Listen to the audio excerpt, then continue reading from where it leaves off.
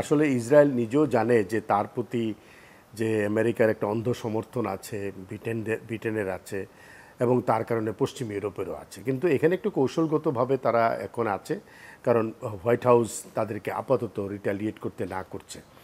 আমি ইরানের এই হামলাটাকে কৌশলগতভাবেই দেখি। আমার কাছে মনে হচ্ছে এটা একটা মুখ রক্ষার আক্রমণ। ইরান সমস্ত কিছু শেয়ার করেছে তার পার্শ্ববর্তী দেশগুলোর সাথে। আপনি যদি রিপোর্টগুলো দেখেন তাহলে দেখবেন যে সৌদি আরব এবং ইউএই ইন্টেলিজেন্স শেয়ার করেছে যুক্তরাষ্ট্রের সাথে, এবং যুক্তরাষ্ট্রকেও ইরান আসলে থার্ড পার্টির মাধ্যমে বার্তা সুইজারল্যান্ডের মাধ্যমে তারা দিয়েছে তারা এটা করতে যাচ্ছে। তবে যেটা হলো যে তেমন তো ক্ষতি ইসরায়েলের হয়নি, বরং ইসরায়েল যেটা করে খুব টার্গেটেড কিলিং করে। তারা হেজবুল্লাহ নেতাকে যাকে দরকার তাকে কিল করেছে, হামাসে যাকে প্রয়োজন তাকে কিল করেছে, তারা দামেস্কে যেটা ইরানি দূতাবাসে হামলা করে কমান্ডারদেরকে নিহত করেছে, এবং আগামী দিনগুলোতে এটাই করবে। 170টা ড্রোন এবং 150টা মিসাইল ইরান ছেড়েছে। এর মধ্যে কয়টা ভূপাতিত হয়েছে আর কয়টা হামলা মানে শেষ পর্যন্ত গিয়ে টার্গেট অ্যাটাক করতে পেরেছে এটা ইরান নিজেও জানে। ইরান এটা করেছে শুধুমাত্র তার একটা সক্ষমতার পরিচয় তুলে ধরতে এবং নিজের দেশের ভিতরে জনগণকে আশ্বস্ত করতে যে ইরান এত দুর্বল নয়। কিন্তু আমার ধারণা ইরান এখানে অন্যভাবে কৌশলগত ছিল, সারারও ভালো বলবেন।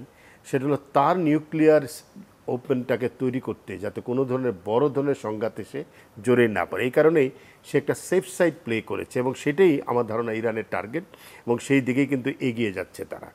4টা ইস্যু আমার কাছে মনে হচ্ছে খুব গুরুত্বপূর্ণ এখানে। একটা হলো বাইডেন প্রশাসনের জন্য এটা একটা বিরাট জটিলতা তৈরি করেছে, এবং আমেরিকার ভিতরে আলোচনা হচ্ছে যে মধ্যপ্রাচ্যে আমেরিকার নীতি ব্যর্থতা প্রমাণিত, একেবারে নির্বাচনের দোরগোড়ায় সমস্যা এসে পড়ল। একটা হলো ইসরায়েলকে আমেরিকার নিয়ন্ত্রণে রাখতে পারছে না, সে ক্রমেই আমেরিকার নিয়ন্ত্রণের বাইরে গিয়ে একটা ফ্রাঙ্কেনস্টাইনে পরিণত হচ্ছে। দ্বিতীয় হলো ইয়েমেনের হুতিরা কি তাহলে ইসরায়েলের সাথে একটা যুদ্ধে জড়িয়ে পড়বে, সেরকম একটা আশঙ্কা দেখা দিয়েছে। কারণ ইরান সরাসরি নিজে যুদ্ধ না করে হুতিদেরকে লাগিয়ে দিতে পারে।